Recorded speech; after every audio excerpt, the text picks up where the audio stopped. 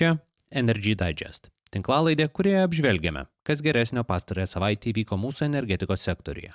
Baigėsi 27-oji 2020 metų savaitė. Iš geresnių savaitės naujienų. Litgrid sparčiai tiesė sinchronizacijai reikalingas elektros linijas, Axis Tech laimėjo konkursą Lenkijoje, o Amber Grid po Nerimi pragręžė trasą dujotiekiui į Lenkiją.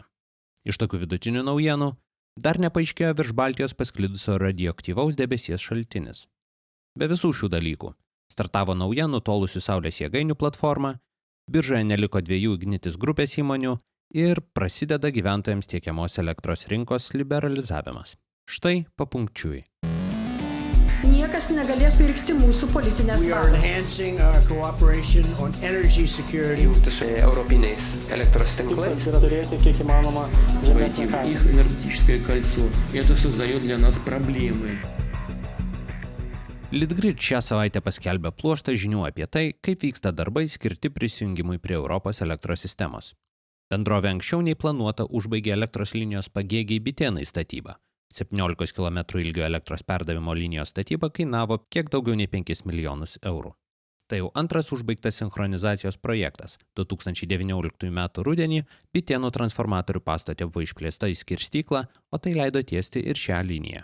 Bendrovė taip pat paskelbė konkursus elektros perdavimo linijų Klaipėda-Grobinė ir Jurbarkas-Bitėnai rekonstrukcijos projektavimo ir rangos darbams.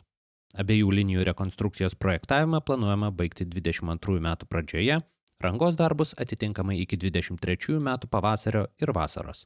Linijų rekonstrukcija yra būtina norint suformuoti naujas dvigrandės elektros perdavimo linijas tarp Darbėnų ir Bitėnų bei tarp Bitėnų ir Kruonio hidroakumuliacinės elektrinės. Visais šiais projektais stiprinamas elektros tinklas šiaurės vakarų Lietuvoje, kur bus statoma Harmony Link jungtis su Lenkija. Tinklo stiprinimas čia yra reikalingas ne tik prisijungimui prie kontinentinės Europos elektros sistemos, bei darbui atsijungus nuo Karaliaučiaus. Jis taip pat padės prijungti ir daugiau vėjo parkų, tiek jūroje, tiek sausumoje. Nuo Liepos 1 dienos įsigalioja nauji tarifai gyventojams tiekiamoms gamtinėms dujoms ir elektros energijai.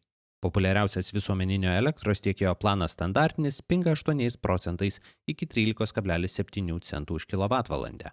Antros grupės dujų vartotojams kubinio metro kaina mažėja 22% iki 28 centų už kubinį metrą. Tarifai koreguojami dėl nuo metų pradžios smukusių energetikos išteklių kainų didmeninėje rinkoje. Tiesa, elektros tarifo mažėjimą prilėtino išaugęs paramos vėjo parkams poreikis. Liepos 1 dieną taip pat prasideda pirmasis gyventojų išstūmimo į elektros tiekimo rinką etapas. Visuomeninis tiekėjas suskaičiavo, kad nuo sausio 1 dienos 98 000 daugiausiai elektros vartojančių gyventojų nebegaus elektros už reguliuojamą tarifą. Šie 5,8% elektros vartotojų per pastaruosius 12 mėnesių suvartojo apie 28% visos gyventojams patiektos elektros. Jie nuo rugsėjo turėtų gauti elektros tiekėjų pasiūlymus. Ignitis grupė žingsniuoja link įmonių grupės akcijų platinimo biržoje. Šią savaitę jį paskelbė persitvarkanti iš uždarosios akcinės bendrovės į akcinę bendrovę. Bendrovės struktūroje pokyčių tai neatneš, bet persitvarkymas iš uždarosios į viešą įmonę yra būtinas siekiant įmoniai kotiruoti savo akcijas biržoje. Taip pat žengdama link šio tikslo, įmonių grupė nuo Liepos 1 dienos iš Vilniaus akcijų biržos išbraukė Ignitis gamybos ir ESO akcijas. Be šių bendrovių vietinės akcijų biržos kapitalizacija susitraukė nuo 7,2 iki 6 milijardų eurų. Tuo tarpu kai kurie potencialūs Ignitis grupės investuotojai toliau nerimsta. Verslo žinios, remdamosi šaltinių duomenimis, praneša, kad įmonių grupė akcijų platintojais pasirinko JAV bankus JP Morgan ir Morgan Stanley.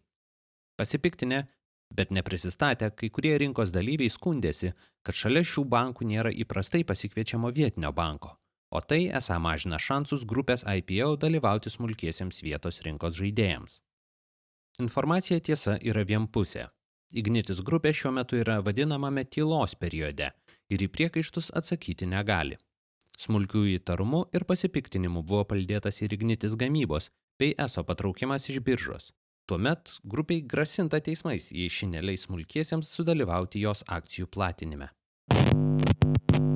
Lietuvos ir Lenkijos dujų jungties GIPL projektą vykdanti Amber Grid baigė horizontalaus kryptinio gręžimo darbus po Nerimi.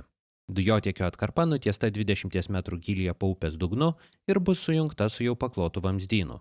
Gręžimo darbus atliko Vokietijos bendrovė LMR Drilling. Netrukus planuojamas kitas etapas. Tokie pat darbai bus atliekami po Nemunu, prie Punios Alytaus rajone. Gręžimo darbai šioje vietoje truks iki rugpjūčio. GIPL leis Baltijos šalis ir Suomiją prijungti prie Europos dujų rinkos. Jungtį planuojama pastatyti iki 2021 metų pabaigos, o šiemet tikimasi atlikti 2/3 statybos darbų. Šią savaitę rezervacijas pradėjo priimti antra šalyje nutolusių saulės jėgainių platforma SolarBank. Joje galima rezervuoti įsigijimui dalį nutolusios saulės elektrinės. SolarBank stato savo elektrinės, kurias pati ir valdys ir eksploatuos. Jose bus montuojami lietuvių bendrovės Solitec dvipusiai saulės moduliai Bifacial Track plus 40. Pirmoji 3,2 MW galios jėgainė statoma Lazdijų rajone.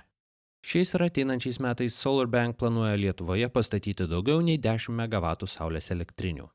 Konkurentė Ignitis grupės saulės parkų platforma įsileidžia ir kitus jėgainių operatorius, bei leidžia jėgainės dalį ne tik pirkti, bet ir nuomotis.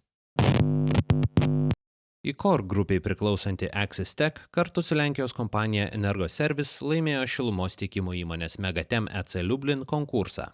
Bendrovės už 41,5 milijono eurų įrengs 12 MW elektros ir 50 MW šilumos galios kogeneracinę biokuro jėgainę. Axis Tech tieks verdančio sluoksnio garo katilą ir elektrostatinį filtrą dūmų valymui. Pati bendrovė pagamino biokuro padavimo sistemą ir 7 MW dūmų kondensacinį ekonomizerį. Planuojama, kad naujoji jėgainė veiklą pradės 22 metų pabaigoje. Ir galiausiai, Tarptautinė atominės energijos agentūra Tatena, gavusi informaciją iš 40 šalių narių, pranešė, kad virš Baltijos jūros birželio pabaigoje užfiksuota radiacija yra greičiausiai susijusi su branduoliniu reaktoriumi. Tokia tarša gali pasklisti tiek iš veikiančios, tiek remontuojamos jėgainės. Pažymima, kad pasklidusio cezio ir rutenio izotopų debesies koncentracija yra nekenksminga.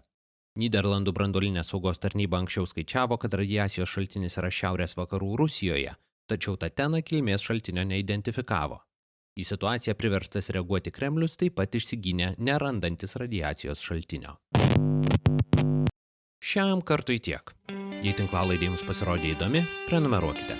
Energy Digest rasite bet kurioje podcastų programėlėje.